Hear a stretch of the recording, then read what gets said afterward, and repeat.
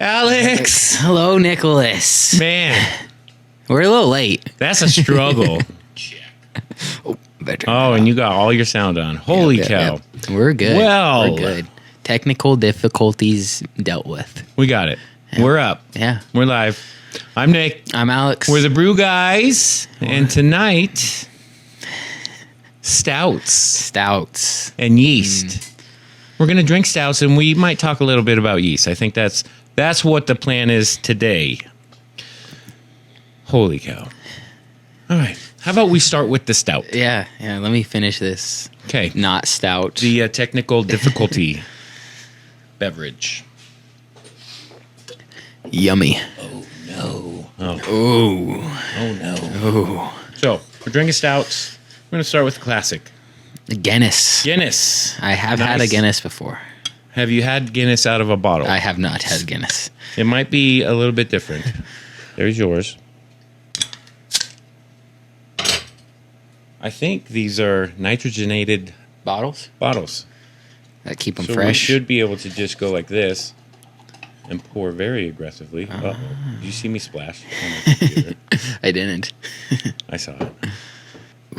The bubbles kind of drift down a little bit. Nothing like a draft Guinness, though. However, cheers.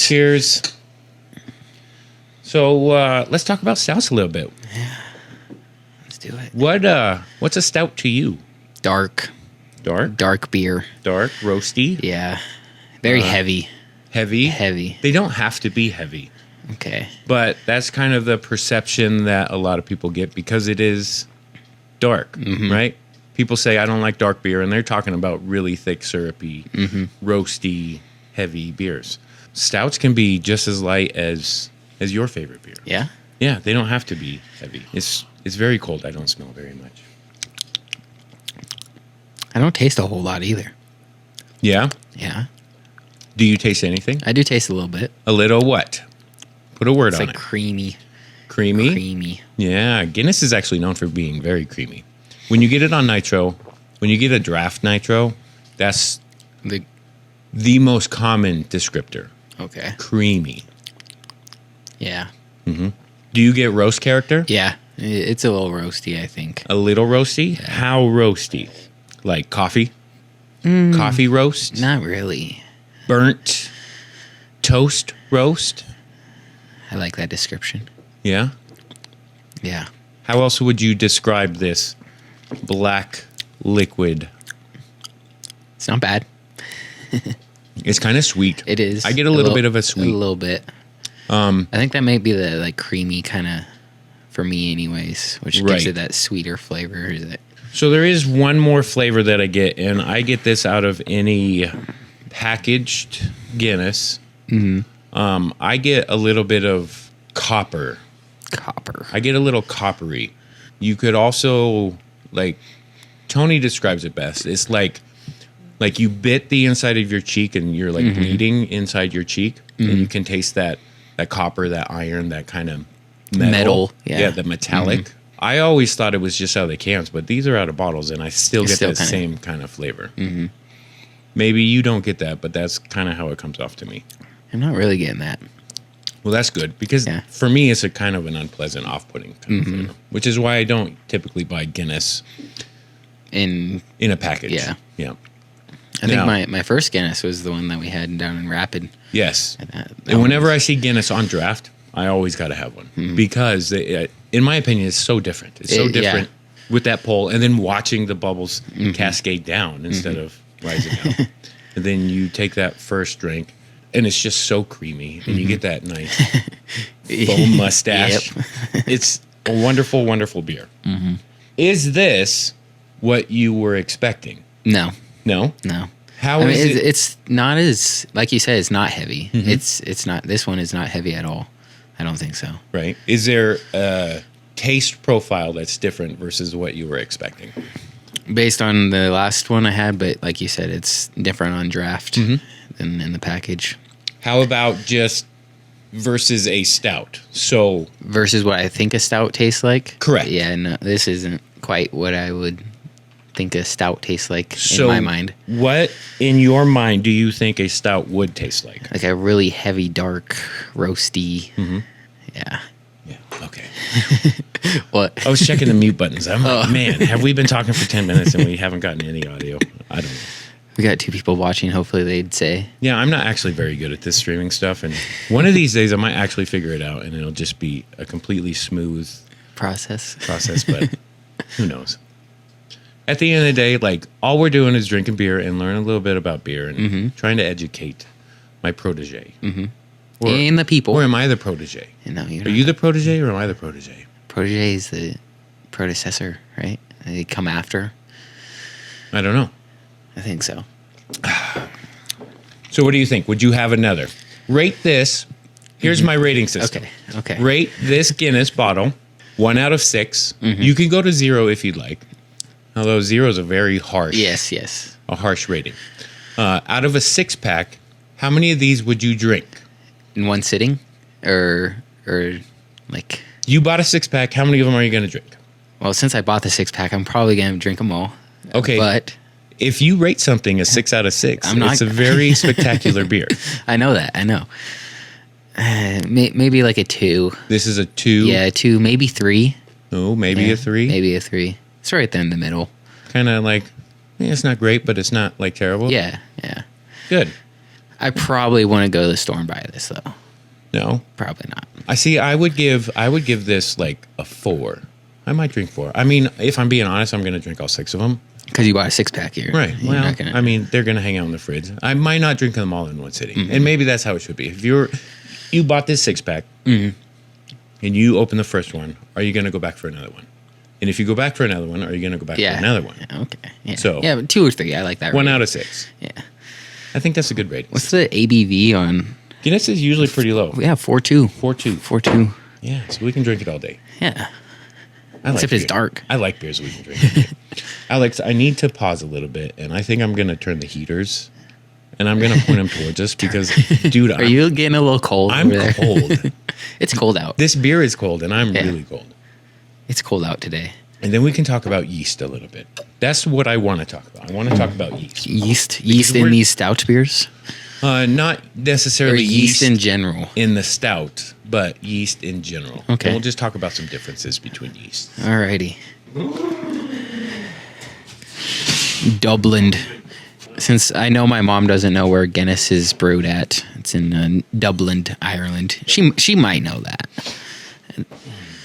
I would actually like to make a trip to Ireland just to go to this brewery. It has to be huge. Oh yeah. I think that'd be super cool. Guinness is like a worldwide beer. Mm-hmm.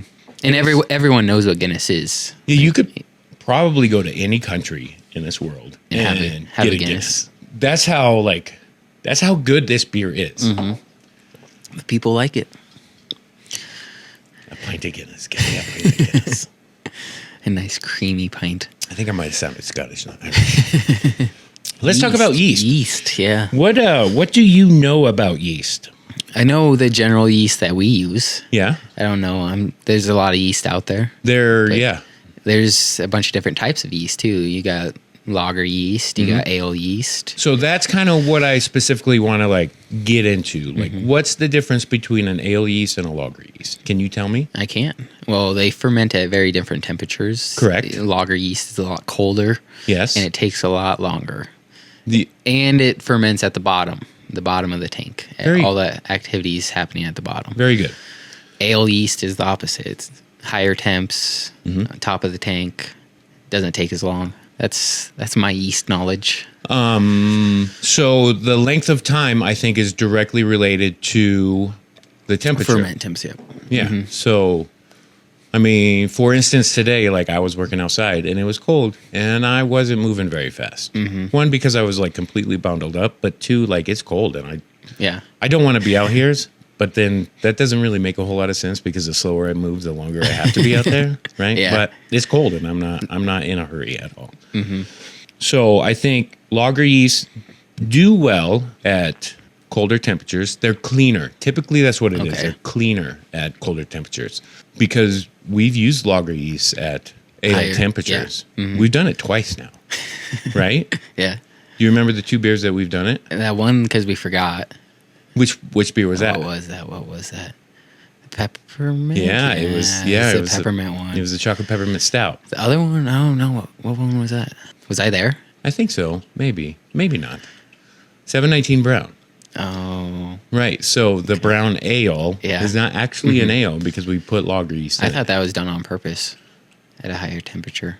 I did do it on purpose. Okay. Like I didn't want it to ferment Slow. super clean.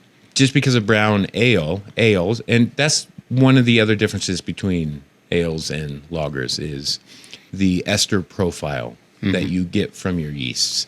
And I actually wanted to try and draw some of that ester profile out of the W34 lager yeast by fermenting it a little bit warmer. And what did we ferment it at? Do you recall? Was it 68? I don't know if we went all the way to 68. No. 65. I know. Yeah, I think it started at 65, and we might have bumped it up. And then we bumped it up to 68 or 70 or whatever for our diacetyl rest. Ales are usually known for having a more profound ester profile, and you can sort of control how much of that ester, that fruitiness, typically esters are kind of a fruity flavor that you get from your yeast. You can control that by your fermentation temperature. And typically the hotter it is, the more esters you're going to get from the yeast. A good example of esters coming from the yeast would be your BW20, right? Yeah, Those that one had yeast- lots of flavors from that yeast. What flavors come from that yeast? Well, that one, like I don't even know it. Like clove and pepper. Clove and pepper. That one specifically. Is that all yeast that would give off a clove and peppery taste? No, those are just the Belgian strains. Okay. If you were to use like a German, like a Hefeweizen yeast, then you're gonna get bananas, and you'll probably get cloves. So the clove, I think, is kind of a Generic. Western Europe kind of flavor. I don't know any American strains that give off a kind of a clovey thing. But your Hefeweizen yeast will give you bananas. It'll give you cloves. Those Belgian strains will give you cloves and pepper and kind of just a general funk. Like that's It was that Belgian one, especially. I remember like it didn't taste real good. right. It's kind of funky. Yeah, it's just weird. You typically British ale yeast will give you kind of a fruitiness, and I think American strains to the same extent will give you the fruitiness. And I don't know if I can actually put a fruit on it other than just kind of fruity. So maybe by saying fruity is kind of like the gum, Okay. juicy fruit. Like what flavor is juicy fruit? You don't can't Right? really put a specific fruit on it, but you just like know it as fruity. Right, it's fruity, but it's not bubble gum, right? Because bubble gum is its own specific flavor. Yes. And bubble gum flavor is kind of a bad thing to experience in a beer. You don't typically want bubble gum. You don't make bubblegum beer? No. And in fact, if you were to send a bubblegum beer off to a competition, they'd be like, "You don't know what you're doing. Why are you doing this? Why are you trying to make Don't this do a this to beer?" me anymore." Yeah, so you can control your ester profiles with your fermentation temp, and that's why we have temperatures that we ferment US05 at. This is the flavor that I like to get out of is US05. And you can vary a couple of degrees, 68, 67, Do 69. those couple of degrees, does it change anything? I don't think just 1 or 2 degrees is going to change anything. However, I think the difference between US05 at 65 and US05 at like 72, they're going to be completely different. Okay. SO4, which we used SO4 for a beer not too long ago. I don't remember what beer that was. But I actually read the packaging, and I've always fermented SO4 at like 69, 70 degrees, a little bit warmer, because I did want that fruity, ester, that kind of typical British flavor profile. But I read the package, and SO4, it recommends to ferment at like 65. So the last time I used it, I actually fermented it at 65, and it fermented so fast. Really? It was so fast, which just like, I don't recall SO4 ever fermenting that fast, and I've always done it warmer. So when I brought it down to 65 that And it went crazy. And then it just like went completely crazy. It just kind of like, because typically when you go colder, things go slower. Yeah. It blew my mind. And it turned out really well. I don't recall what beer that was. Oh, it might have been Boxcar. I think we used SO4 in our stout. Yep. And then your lager yeast. What lager yeast do we use? S23. And? That what, 3470. Yeah, W3470. Yep. What temperature do we typically ferment our What was that, lagers 58? Nope. No? Is it colder? Colder. 56? 51. 51, yes. I remember some places now. Yeah. even ferment a little bit colder than that. I'm a little afraid to go colder than if you have it colder and the yeast, it just won't wake up or do anything if it's too cold for the yeast. If it's too cold, yeah, then it's just going to be like, yeah. If you bump your temperature up, does that kind of wake it up? Or it could, but warming up 150, 170 gallons, because we don't actually have heaters on the fermenters, takes a long, long time. So it does warm up, but it takes a while. And as it gets warmer, is the yeast going to recognize that it's warmer, or it's going to be like, nah, I'm just gonna stay in bed because I know it's cold out there, and I'm just gonna keep the covers on me. So I'm afraid to go a little bit colder in fear of it not doing anything. And it's just wasted at that point. Yep. Yeah. And then it's, how do we warm up this 170 degree or 170 gallons of wort and get the yeast actually going? How would you? Can you think of a way that we could put space heaters around it? I don't think that's probably. They are jacketed, so you're gonna warm up that outer layer and not do anything. Yeah, right. And then you got to penetrate through the glycol, and then you got to penetrate into the inner layer, and then into the liquid itself. Yeah. So that might take quite a while. Yeah, I don't know. How would you warm up a whole tank? There was a Reddit post I read. Just recently? A few months ago, about trying to warm up a tank. And I thought it was a pretty good idea. However, it would be extremely messy for us to do. Okay, what are there? So we actively cool our tanks. How do we do that? With glycol. Yeah. And how does the glycol get in and around the tank? Through the hoses. Right? Yeah. So it goes... down through... Right? I think it goes in the bottom and then comes out the top. What if you were to take off the glycol hoses, and then hook up warm water and start to run it through? Run warm water instead of cold glycol. Yeah, you could probably heat that tank up in a relatively short amount of time. I feel like that's a lot of work. It would be a lot of work, and it would be extremely messy. But there is an option if you ever get at that point of what do I do? Right. So the tank by the garage door at the brewery is probably pretty cold right now. And if for some reason we ever had to warm it up, I would probably start with the space heaters just because. But if it came down to it, like, there is a way to do it. Do I want to do it? No. Am I ever going to do it? Probably not. Probably never. I thought it was interesting, though. Yeah. I mean, that makes sense in theory. You run hot water around it. Yep. It'll warm it up. I read it on Reddit, and it's something that it never once crossed my mind. Because why do you want to warm up a fermentation? Yeah. Unless you messed up at the beginning and... Too cold. Yeah. Tried fermenting too cold. Right. Or forgot to set your tank, but... I don't think you could even get an ale yeast to ferment at 50 degrees. Something I've never tried. Yeah, but usually, you knock it down to 50 degrees to get the ale yeast to stop doing what they're doing. Is it gonna stop all of it? I don't know. Yeah. I've never had the guts to take an ale yeast down to lager temps. Lager yeast will ferment at ale temps just fine, but I don't know if it works vice versa. I don't think it would. I think it would just sit there and not do anything. I think that's what would happen. I don't and then you'd be in a situation where now I have to warm this up or do something else. Could you let it sit in that tank and then eventually it'd be sitting there for a while when it warms up? Maybe. Then put some more yeast in there? Perhaps.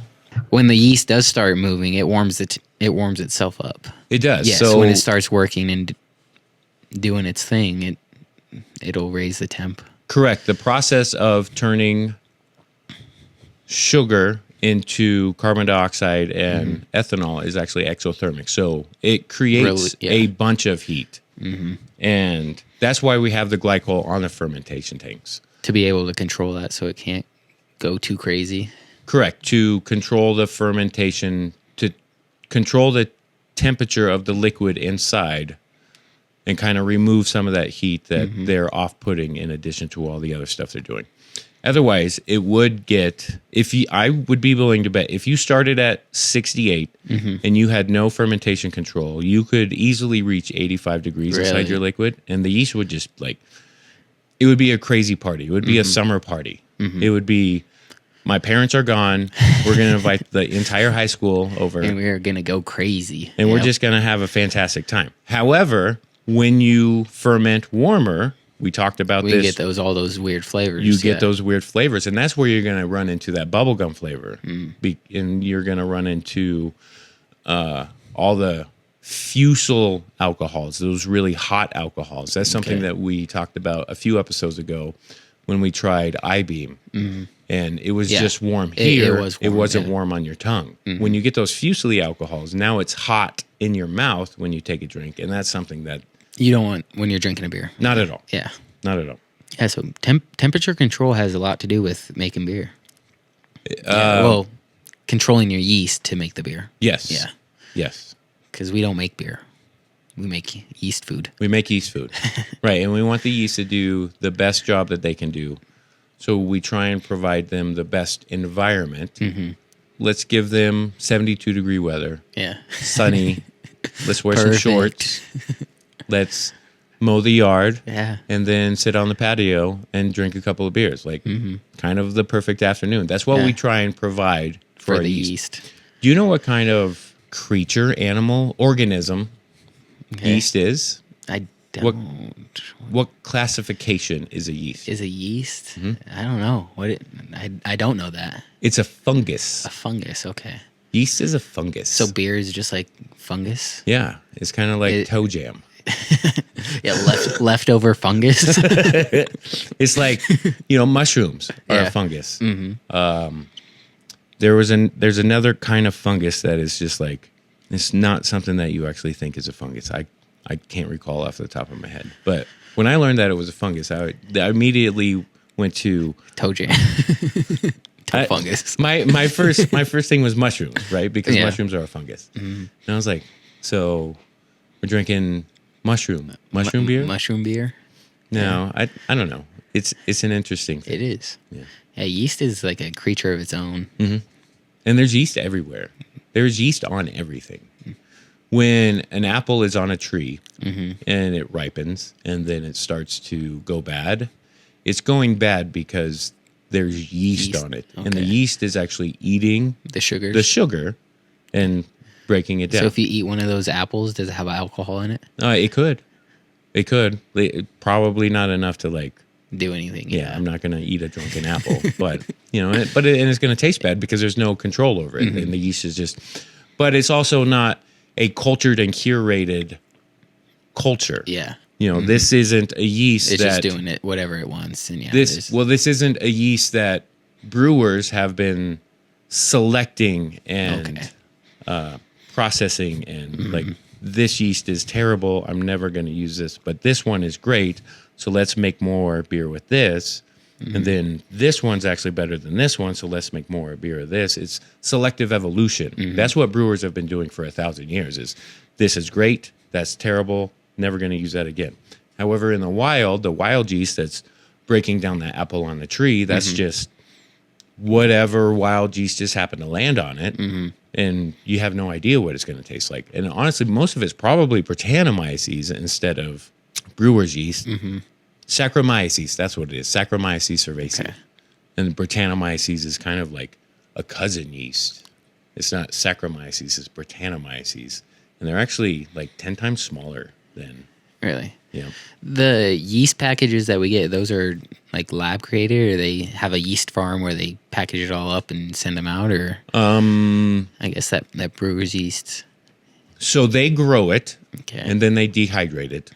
So they And have that's where you get the powder form. and that's something we talk about with like Anheuser-Busch and Coors and whatever, and their own specific yeast. They have a frozen inventory of yeast, and when they need a new batch of yeast, they'll take 2 or 3 cells off of their frozen thing, and they'll culture it up and they'll grow it, and then they'll grow that and they'll grow that and they'll grow that. And the yeast companies do the same thing.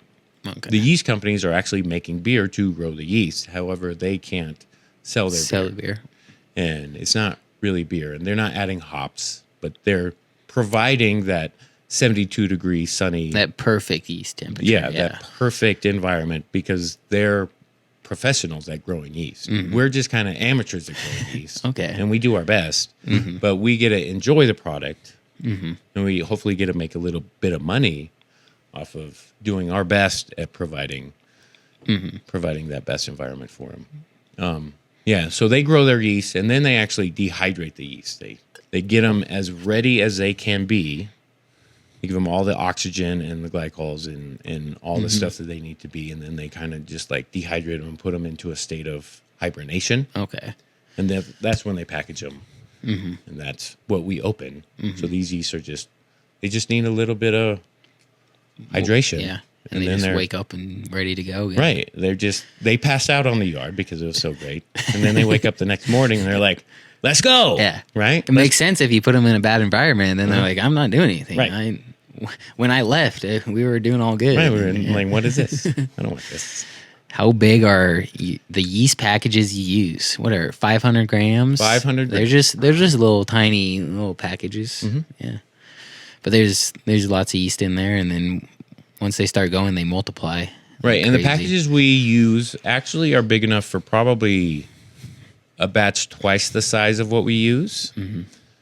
However, because we don't properly rehydrate the yeast and we're just dumping them into an acidic environment, a sugar-filled environment, and not just adding water and letting them wake up and do their thing, we're probably killing half of them off. Because we're just dumping them in. But our bags are twice the size they need to be. So if we kill half of them, then we still have enough yeast to get through what we need to do. Which is why I don't feel bad about just opening a thing and sprinkling them in the fermenter, because we have an overabundance of yeast. And, we're going to destroy some, but we still have plenty. Bigger breweries, they do the same thing of just dumping a whole bag in there. Well, it depends on. Is there other ways to put yeast in a tank? I guess. So we could take our yeast brink, and we could fill it up with distilled water, sanitary distilled water, and we could put the yeast in there and let it revive on its own, and hopefully get a better vitality rate out of that bag of yeast. And then, just like repitching the yeast, you just put it back in. Yeah, we shove it in as we're knocking into the fermenter. Okay. And that would be a more proper way of doing it, but then we'd only need a half a bag. And then you have a whole tank of yeast. What are we going to do with this? Right, exactly. What are we going to do with either the half a bag of dried yeast that we didn't put into the brink, or we're going to pitch too much yeast, and then we're not going to get that growth out of the yeast, which is where you get the ester profile, which is where you get those flavors from that yeast, is during that growth phase. So you want growth, and if you pitch too much yeast, then you're not going to get that growth, and you're not going to get those flavors out of the yeast. Yeast is crazy. How's your stout? It was good. Yeah? It was good. Still probably a 2 or 3, but 2 or 3. Would you like to try a different stout? What other stouts do you got in there? I only have one other stout. One other stout. Let's try it. Okay. It's in the box on top of the red one. Do you want to get them? Yeah. Read the name of the stout. Wait until you get over here so everybody else can hear. Because I thought it was quite funny when I saw them on the shelf. Yeah, Guinness might not be my beer. It's just that coppery metallic kind of flavor that I get out of the package. But I don't ever get that out of a draft. We got some Old Dudes. Old Dudes Stout. I thought it was a funny name. It is a funny name. It's kind of, I like the can art. I didn't even look at it. It's just 2 dudes sitting on some chairs? I see 4. 4. Okay, yeah, And maybe 5. it's like at a bar, Right. Just old dudes enjoying their stout. This old dude has been around and learned a few things along the way. Our stout boasts a robust yet smooth profile where roasted barley notes intertwine with hints of dark chocolate, delivering a depth of flavor that's as satisfying as it is timeless. Proudly Colorado. Brewed in Fort Collins. What do you think? 5%. I don't think this is going to be really heavy. You don't think it's going to be heavy? I think this can is going to be everything that Alex is not wanting in a stout. I could be wrong. Yeah, I think you could. Your mom asks, does the dehydrated yeast last forever until you use it, or does it go bad? It actually will die. It'll die on its own. If you don't feed it, just like your children, if you don't feed them, then they will starve. And they just die. Yeah. Does keeping it cool slow that? It does. Yeah. It does prolong it. Keeping it cold does prolong it. But you do have to try and use it in a timely manner. Vitality checks is something that I haven't taught you. We've never gotten down the microscope and Actually, stained them and seen how many yeast cells are actually alive. And I'm not sure how long they will last and what the kind of decline rate is for how long you keep them and how fast they're kind of dying off. I do know that like once they start, it kind of is like exponential. It's almost an exponential thing where like this one and the yeast cell actually kind of just like explodes. So like once you like think about a floor full of mouse traps and when you set this one off, then it might set another one off and then that one might set 2 more off and then it's just kind of there have been studies and it is research that we could look up, but I don't know. I try and use when we repitch the yeast, I try and use the yeast within a week, not much more than 2. I've gone as long as a month. And then that's when you kind of like run into problems because now most of it's like not good yeast, but you still have some in there. And now you're trying to get that growth, but it might not be enough growth. Yeah, you're trying to get that growth out of like a couple little cells, and they're not going to do everything. And now those cells are under a lot of strain. They're under a lot of pressure. They're under a lot of stress because there's not enough of them. To try and ferment through the whole thing. And when a yeast cell actually, when it reproduces, it's an asexual reproduction. So it kind of just like copies itself and it buds itself off. Okay. So think of it like as just, what a red blood cell looks like, right? So think of a yeast as a red blood cell. It's going to kind of copy itself and then it's going to kind of form a little zit and that zit's going to get bigger and bigger and bigger. And then that's called a bud. And it's just going to bud itself off. Now you have an exact replica of what the parent was. And every time it does that, it gets a little scar. Okay. Right. So a yeast cell can only reproduce so many times before it's just completely covered in scars. Now it can't even absorb the sugar. It can't absorb those nutrients. And it's just kind of, I'm a 46-year-old yeast cell. And I can't do this anymore.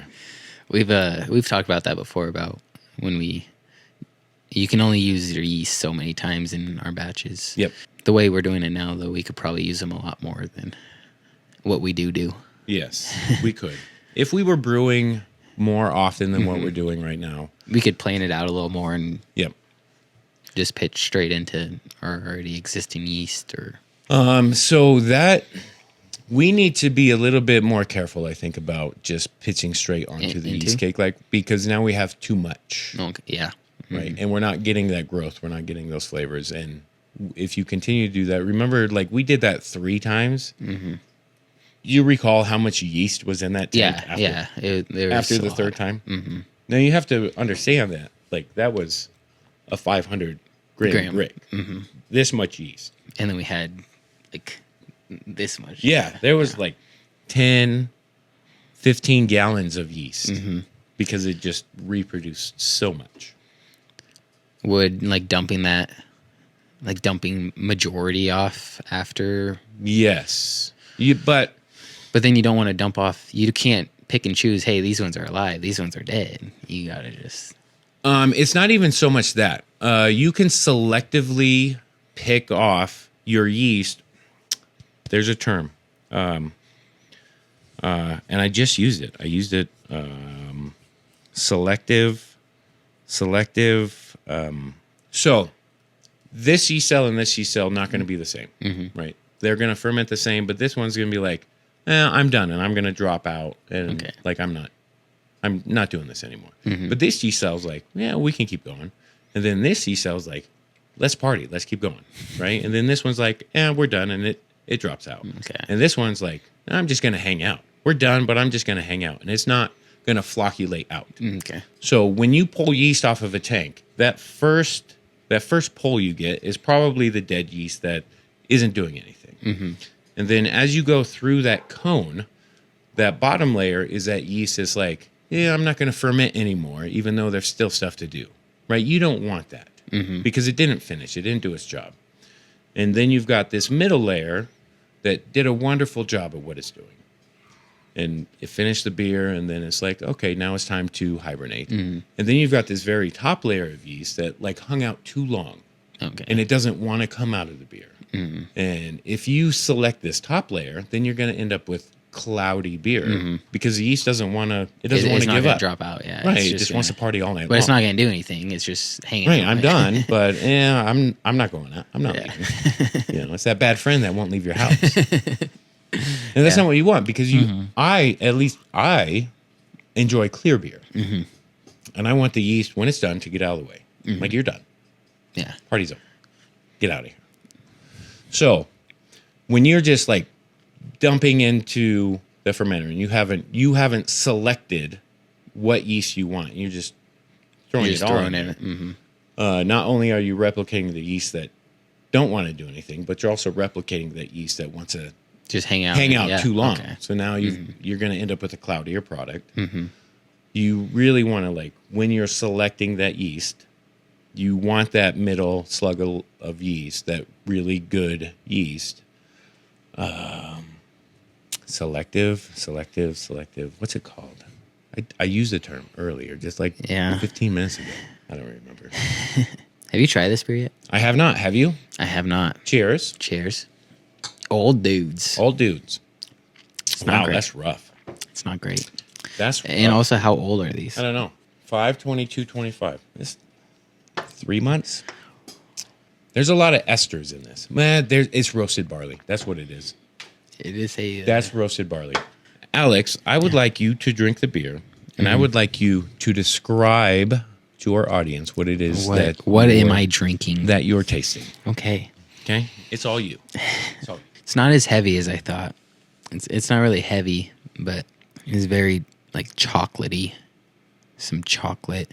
And as Nick was saying, the roasted barley is better than I thought it was going to be, but it's still not my favorite. If anyone's had some old dudes, I don't know. Other than the chocolate, can't really taste.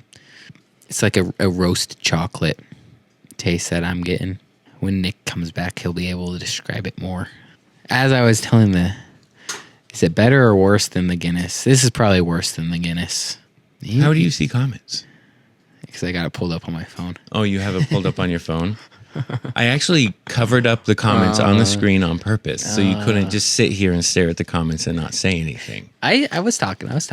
Okay, Alex. Did you properly describe the beer? Probably not. But I got that chocolatey taste. There is. You did give descriptions. Okay. Now let me try. Yeah. I don't get a lot of the nose. In fact, I don't get very much of it. There's something there, but I don't know what it is. Aerating. I taste the roasted barley.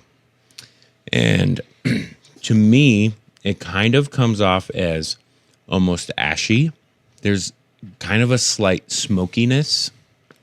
And then right next to that smoky character is a sweetness that's reminiscent of the metallic flavor that I was getting in the Guinness. That kind of coppery, but not as sharp or pronounced. It's kind of covered up by that smoky character. And that's from the roasted barley. Do you get any chocolatey kind of? I don't get chocolate at all. Maybe if you were to like mix the sweet, coppery, and the smoky together, you could almost play it off as a chocolate. Yeah, it's not like a sweet chocolate. It's more of like a darker kind of chocolate. Maybe for a me. bitter, Yeah, like a bitter, yeah, bitter chocolate. dark chocolate. For me, it's all that roasted barley, and it's a flavor that I've really honed myself into because I don't like it. I used to use roasted barley in our stouts, in our browns. Used to use it for color, and I would taste it every time that I used it, and I would be very disappointed. Like this smoky character that I just don't like. So we have 3 bags of roasted barley at the brewery, and I haven't used them in 5 years. Like at this point, they just need thrown away because they've probably absorbed so much moisture that they're not good. But you get roasted barley by taking barley and just literally almost exactly like a coffee, putting it, and you just roast and roast and roast. And what you do is you actually burn the husk off of these barley, which is where you get that smoky character, where you get that ashy character. And I am not a fan of it. I have read a couple things about a smoked beer, and So that's different. Yeah. You're not necessarily using roasted barley to get that smoke character. You're using barley that was kilned in smoke, just like smoking a brisket or smoking a pork butt. Like you're cooking it with smoke, and that smoke is absorbing into those. Yeah. That's Rauch beer or Rauch malt. If you look on the wall, there might actually be a bag or two of Rauch malt hanging on So the wall. you've done it before? Yep. Is it any different, or is same process and everything? It's exactly the same process as far as making the beer is, but it's just a malt that's going to add its own very unique flavor. It's going to add a smoky character. And you can get different kinds of Rauch malts, whether it's smoked with wood, oak typically, or if it's smoked with peat. So if you think of a scotch, scotch is made with peat smoked barley, and it's a very smoke derived beverage, and that's where they get it. They smoke the actual barley. This is very gassy. I apologize. They smoke that barley, and then it gets infused into that liquid, and that's what people crave. That's what they really like. That smoke character? Have you ever had a scotch? I haven't. No. Maybe that's something we should try someday. Some scotch, huh? Some scotch. Do you have some really nice, fancy scotch laying around? No, but I know somebody who does. Like some really nice scotches. And it wouldn't be nothing for me to be like, hey. Just a little bit. Yeah, we don't need much. Do I want to switch the view back to the two of you? Oh, it's not the two of us. I don't actually want to. Yes, he does. I want him to. I don't actually want to. Thanks for saying that. Alex is much better at promotion. No. Yeah. No. He's a young, good-looking guy who can actually sell the product. I need to sell the product. Yeah. This one, it's maybe I had a bad idea on stouts. Maybe I just had a bad stout. Maybe that's what. I don't know. So I think what you're trying to say is you don't hate these quite as much as you thought you did. Yeah, I don't. Yeah. Rate Old Dude Stout. Give it a rating. Remember our rating system? I'd probably give it the same as Guinness, about a 2 or 3. You would give this a 2 or 3? Yeah. Really? Yeah. I would rate this way lower. Really? Yeah. I think they're very similar. This, to me, is like a 1. Really? Maybe a 2. Maybe if it warmed up, I don't know. Like it's the roasted barley. It's completely overdone in this. It's a flavor that I know all too well, and I just can't look past it. You're experienced with that flavor, though. You know you don't like it, so when you taste it, then you're like, I don't like that. Yeah. I look at stouts and I think I don't like that, but It's actually not as bad as you thought it was going to be. It's not. Maybe I just don't like really dark, heavy beers. You don't like thick, heavy beers. Yeah. And actually, I was having a conversation with Zach as soon as I made the post on the Brew Guys. And I don't think Zach actually read it, but like it was within 30 seconds. I pushed post and I got a text and he's like, He's like, I hope you're not counting on me coming over to drink those stouts, to drink the dark ones. Zach's not ready. And I was like, no, I actually have 2 other stouts. But he has that vertical of imperial stouts. They're not barrel aged. And if they were barrel aged, I think he would like them even less. But they are thick and heavy and the kind of stouts that I think, and just like super roasty. Mm-hmm. That's something I think that's what I don't like about stouts, per se. Right. Because these ones, they're not heavy at all. Right, they're light bodied. Yeah. Mm-hmm. I think that might be what I like. Right. Is a lighter tasting. Doesn't fill me up with one. An easier to drink beverage. Mm-hmm. Completely understandable. Yeah. Especially with the background that you have. Yeah. Right. Busch Light. Exactly. We took the gravity reading on that Busch Light. We did. Do you remember what it ended at? It was right where we needed it. What was it? -0.3. -0.3. Yeah. So what is water? 0. Water is 0. Which means that Busch Light is Lighter than water. lighter than water. Yeah. Where do most of our beers finish at for the people out there? What beer are you thinking? Like they're like 2, 3. Right, just on average, where do most of the beers finish? Yeah, probably around 2 or 3. 2 or 3 degrees Plato. Yes. Which is a different measurement if you guys don't know. If you don't know what Plato is. Do you know what Plato is? It's what I measure the beer with. Right. Do you know what a degree Plato actually stands for? I don't. So a measurement in Plato is a measurement of the total dissolved solids in a liquid. Okay. Right. Distilled water has 0 stuff in it. Mm-hmm. And when you start adding sugar, you're adding dissolved solids. You're dissolving the sugar into it. You can also dissolve calcium. You can dissolve magnesium, all the minerals. Like those will actually bump those numbers up. Although I think the minerals kind of account for a little bit less than sugars. When you start adding the sugar, now you're dissolving that in, and that the more sugar you put in, that higher that number is going to be. Alcohol, ethanol, is actually lighter than water.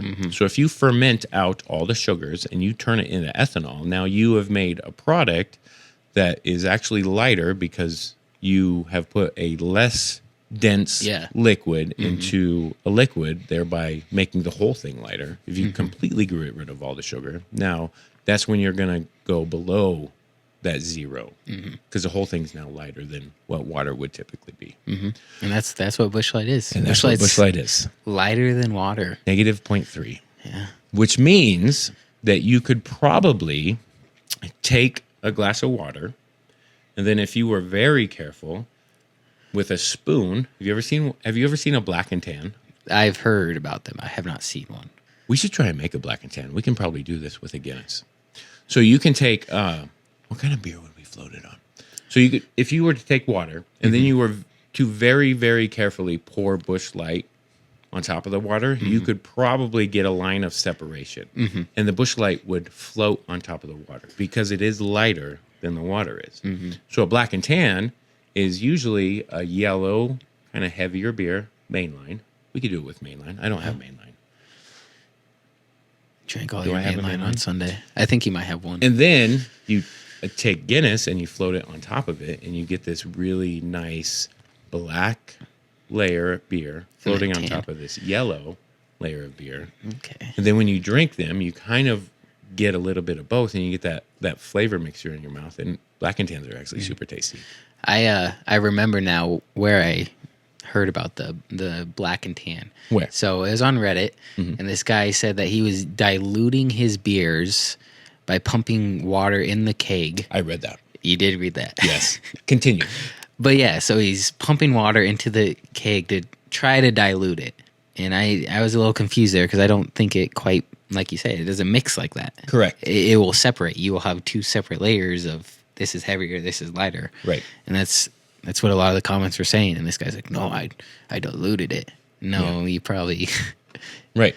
And he probably had a keg of the beer, and then he just pumped water straight into that keg, through the coupler, through the tube, right? So now the beer is floating Yeah. on top, or the water is like just floating on top, right? And then he drew off all the beer, and now he's just pouring water, and that's where his question is, his concerns were. Is the coloration? Yeah, the color changed, and then now it just tastes like water. Yeah. Well, because you added water to it, and you didn't do anything to try and homogenize. You didn't do anything to try and mix it and homogenize that water in with the beer.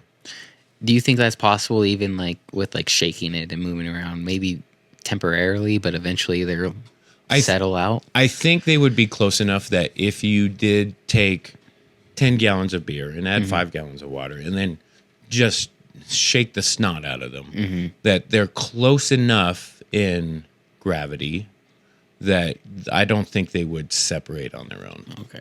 If they were completely different, then maybe, right? If you're talking negative Plato and 5 degrees Plato, those might separate out.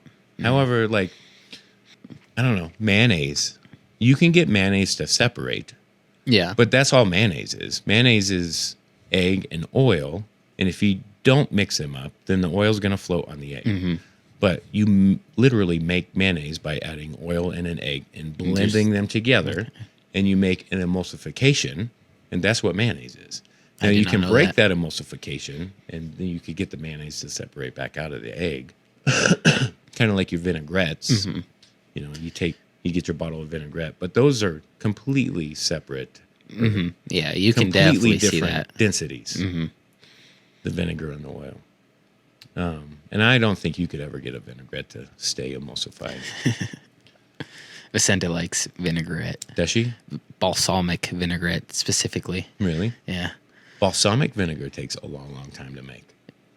Well, we buy the bottle, so we don't have to make it. Balsamic vinegar takes like 100 years to make. Really? Yes.